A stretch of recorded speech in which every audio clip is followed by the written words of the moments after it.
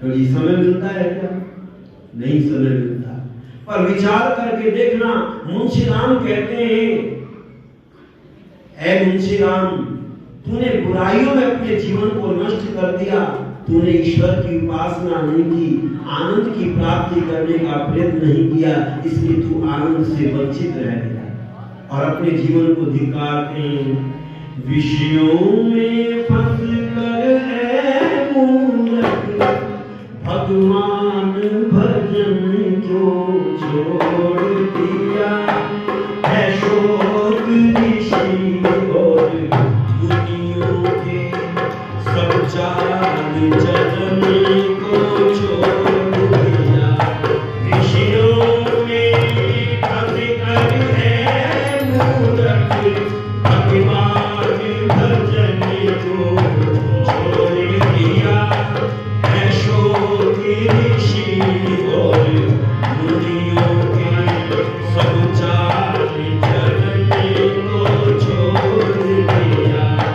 विषयों में इस काम क्रोध की अग्नि ने कुछ ऐसा अंधा बना दिया, माया के पुजारी बन बैठे पर वो जपने को छोड़ दिया।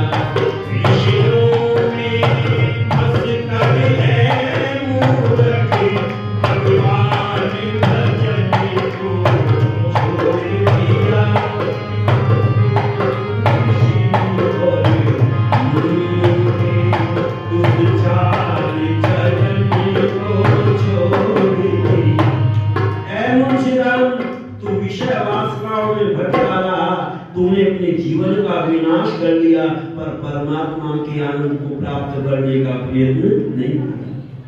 और कहते हैं, आज मैं उस आनंद को प्राप्त करने का प्रयत्न करूंगा जिस आनंद को ऋषिदान जी महाराज ने प्राप्त किया है।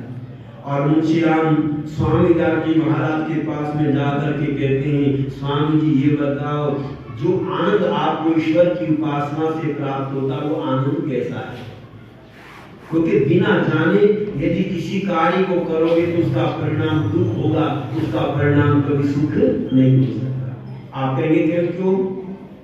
एक व्यक्ति ने बाजार में देखा, एक व्यक्ति कुछ खा रहा है खड़ा हुआ, अब उसने देख लिया चाकोर टुकड़ा है, चाकोर है और सफेद रंग का है, केवल दो गुण इसने दो पहचान जान ली। उससे ये नहीं पूछा इसका नाम क्या है जो खा रहे हो, इसका स्वाद कैसा है, ये कहां से मिलता है, और जानकारी कुछ नहीं दी, केवल चाकोर टुकड़ा है और सफेद रंग का है, बाजार से इसने खरीद करके खा रहा है। तू भी यही चीज खाना। अब ये दुकान पर ढूंढने लगा, एक जगह देखा चाकोर टुकड़े रखे हुए सफेद रंग के, कहा जरा 250 ग्राम देना। अब दुकानदार ने कॉल करके दे दिए लोग 250 ग्राम। अब इसने जो उसको खाया तो खाते ही मुंह से झाग निकलने शुरू हुई, चेहरा बिगड़ गया। एक व्यक्ति ने पूछा, भाई साहब क्या खा रहे हो? कह रहे अपना पैसा खा रहे हो और क्या खा रहे हो? पता तो इसीलिए नहीं है क्या जो खा रहा है। ठीक बिना जाने पहचाने जो कार्य किया जाता है उसका परिणाम दुख हो सकता है। पर मुंशी राम जी जानना चाहते हैं ईश्वर की उपासना करने से जो आनंद प्राप्त हुआ है वो कैसा है। तो ऋषिदान जी महाराज कहते हैं कुछ चीजें ऐसी हैं जो बताई नहीं जाती। पाल गुंगा किसी तरह गुड़ की मधुरता कह सके, पाल गुंगा किसी तरह गुड़ की मधुरता कह सके, मधुरता अनुभूति रहती मगर उसके याद में क्या करे क्या प्रभु के ध्यान में कुछ अलौकिक रस मिले जब मन लगे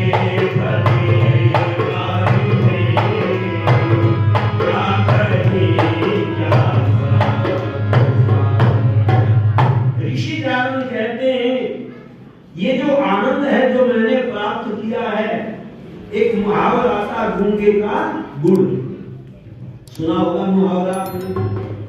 बहुत से मुहावरे होते हैं, उनमें बड़ा रहस्य भरा रहता है, पर हमने उन मुहावरों को जानने का प्रयत्न नहीं किया। आपने एक मुहावरा और सुना होगा, टेढ़ी खीर। अगर किसी से पूछो ये टेढ़ी खीर क्या है, तो कह देंगे कठिन काम। पर ये मुहावरा कैसे बना, इसको समझना पड़ेगा। एक व्यक्ति ने अंधे व्यक्ति से कहा, भाई साहब आज हमने खीर खाई, बड़ा आनंद आया, बहुत अच्छी लगी। तो पूछा खीर कैसी होती है? अब खीर भी अलग अलग होती है। मैं अहमदाबाद में गया 1 महीने के लिए कार्यक्रम में, तो वहां सेठ जी मुझसे कहने लगे, पंडित जी खीर पियोगे? अब मैं चक्कर में, मैंने कहा हमारे यहाँ तो कहते खीर खाओगे, अब ये कह रहे खीर पियोगे। तो मैंने सोचा पतली खीर बनाते होंगे, इसलिए कह रहे खीर पियोगे। मैंने कहा जी पिला दो। अब वो एक गिलास में लाए, हेलो, अब मैंने जो पिया वो दूध था। हमने कहा हमारे यहाँ तो इसको दूध कहते हैं, तुम कह रहे हो खीर पियोगे? वो कहने लगे हमारे यहाँ दूध को ही खीर बोलते हैं, दूध को शीर बोलते हैं, और शीर से बिगड़ करके खीर हो गया। पता चला खीर को भी अलग अलग तरह से कहते हैं। तो अंधे व्यक्ति ने पूछा, भाई साहब ये खीर कैसी होती है? कि बिल्कुल सफेद होती है। तो सफेद कैसी होती है? जैसा बगुला होता है। कि बगुला कैसा होता है? कहते इसने ऐसे हाथ किया और अंधे व्यक्ति का हाथ घुमाया ऐसे, कि बगुला ऐसा होता है। ये अंधा व्यक्ति कहने लगा ये खीर तो बड़ी टेढ़ी है, ये गले में कैसे उतरती है? मुहावरा बन गया टेढ़ी खीर। ऐसे ही मुहावरे हैं गूंगे का गुड़। गूंगे का गुड़ क्या? गूंगे को गुड़ खिलाओ और उससे पूछो कैसा लगा, तो क्या बता सकता है? बता नहीं सकता। ऋषि दयानंद भी कहते हैं आनंद की जो प्राप्ति होती है ईश्वर की उपासना करने से, उसका भी वर्णन नहीं किया जा सकता। बहुत सी बात ऐसी है जो बतलाई नहीं जाती, समझ में आ तो जाती है, वो समझाई नहीं जाती। समझ में आ तो जाती है, वो समझाई नहीं जाती। दरअसल इनमें रूहानी को गुड़ गूंगे का कहते हैं, वो खुद तो चाख लेते हैं, ये चखवाई नहीं जाती। ये खुद तो चाख लेते हैं, ये चखवाई नहीं जाती। कहते हैं आध्यात्मिक ज्ञान ऐसा ही है, ये स्वयं करना पड़ता है। इसलिए ऋग्वेद में आता है स्वयं यजस्व स्वयं जुषस्व, तुम स्वयं करो। पर यहाँ तो लोगों ने ठेके लेने शुरू कर दिए। तुम्हारे नाम का गायत्री जाप मैं कर दूंगा, 10,000 रुपए मुझे दे दो, तुम्हारे नाम का गायत्री जाप। मैंने कहा रोटी भी खा गई इनके नाम की, काम चल जाएगा, इनके फुर्सत नहीं मिलती रोटी खाने की। पता चला नहीं, कुछ काम तो ऐसे खुद ही करने पड़ेंगे और उनका लाभ आपको ही प्राप्त होगा। इसलिए विद्वान ने कहा आनंद प्राप्त करना चाहते हो तो प्रातः काल और सायंकाल बैठ करके ईश्वर की उपासना करते हुए आनंद को प्राप्त करने का प्रयत्न करना। और मुंशी राम जब आनंद प्राप्त करने लगते हैं, ईश्वर की उपासना करने लगते हैं, तब अंदर से आवाज निकलती है, तुम्हारी कृपा से जो आनंद पाया वाणी से जाए वह क्यों कर। उसका वर्णन नहीं किया जा सकता। और देखो पहले लोग अनपढ़ जरूर थे पर वो ईश्वर की उपासना से आनंद प्राप्त करते थे, इसलिए कभी आत्महत्या नहीं करते थे। और आज का व्यक्ति पैसा तो बहुत कमा लेता है पर आनंद से वंचित रह जाता है, इसलिए बड़े बड़े सेठ लोग भी आत्महत्या करके मर रहे। अच्छा, ये जो फिल्मी सितारे मर रहे हैं ये कोई गरीब है क्या?